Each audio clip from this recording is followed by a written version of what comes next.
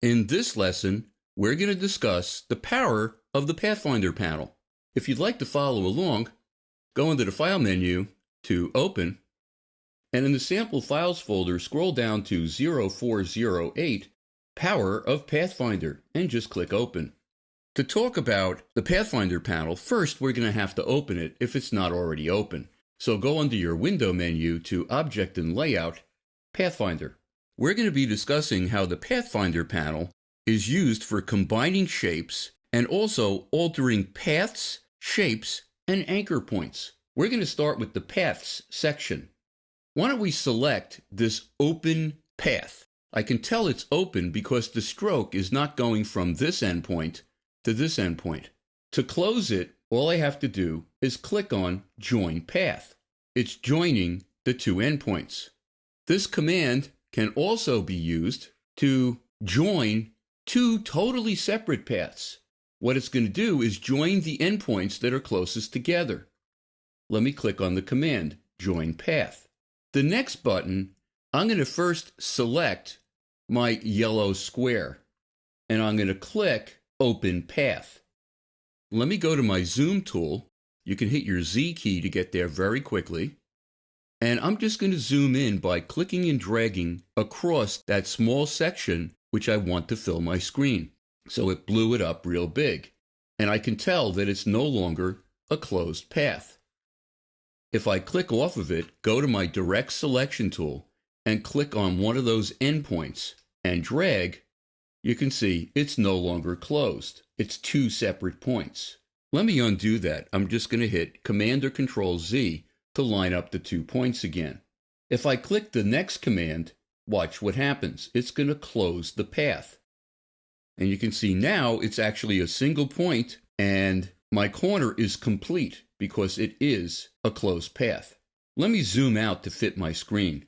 I'm going to hit Command 0 or Control 0 on a PC. I can also use this to close this path. And you can see it adds the stroke to what used to be the open side of an open path. But what is this command about? Let me select the arrow with my selection tool and click Reverse Path to see what that does. There is a beginning and an end of any open path. Wherever you click first when you're creating this path is the beginning. Wherever you click last is the end.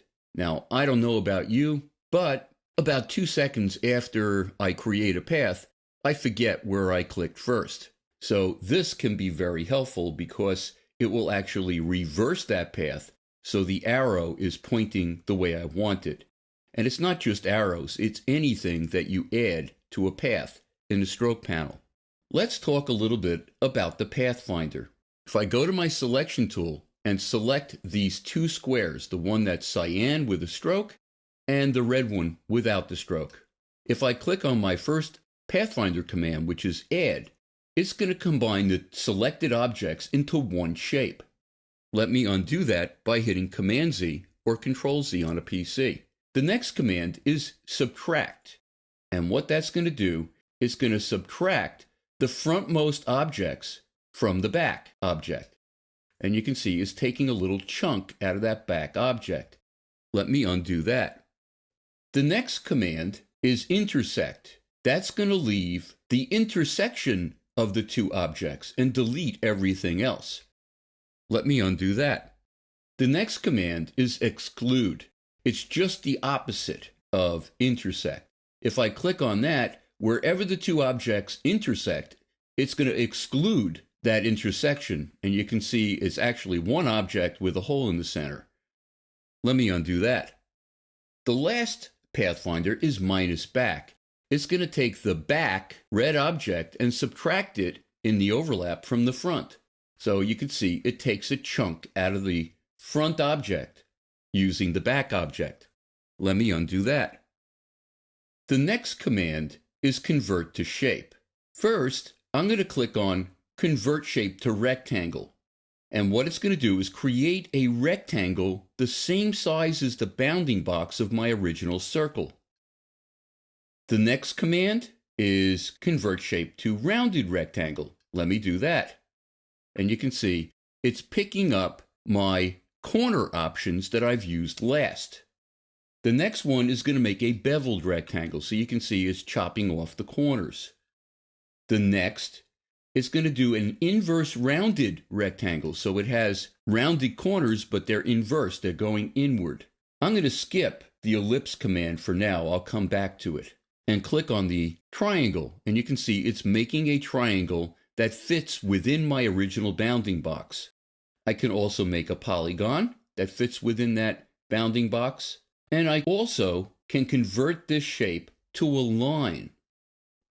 I'm going to click on my blue square and make that into an ellipse. Now, let's talk about the convert anchor point area. I'm going to go to my direct selection tool, deselect the object, and then click on one of the points to reselect it. So I'm selecting just that one point. And if I click on the first command called plane, it's going to get rid of the direction handles, which basically means it's making it into a corner. Let me click on another point. If I click on the next command, it's going to make the handles independent. Let me click off of this object and reselect that one point, and you'll see, the handles are totally independent now. Let me go to the next command, which is going to make it so it's now a smooth curve. And you can see it's now smooth. Let me make one of those handles longer. And now click on the last command, which is going to make the handles symmetrical, so they're exactly the same length. So you can see now I have two long handles of equal length. There is another way to combine paths. Let me select, with my selection tool, my two circles, an inner circle and an outer circle. Obviously, the inner circle is in front. If I go under my object menu to path, I can make something called a compound path, which is two paths acting as one. And if I do that, it's using the top object to make a hole right through the bottom object. This is how, in typography, the centers of certain letters are actually holes, like the center of a P, or the center of an O, or a B. We're going to continue talking about frames and objects in the next lesson.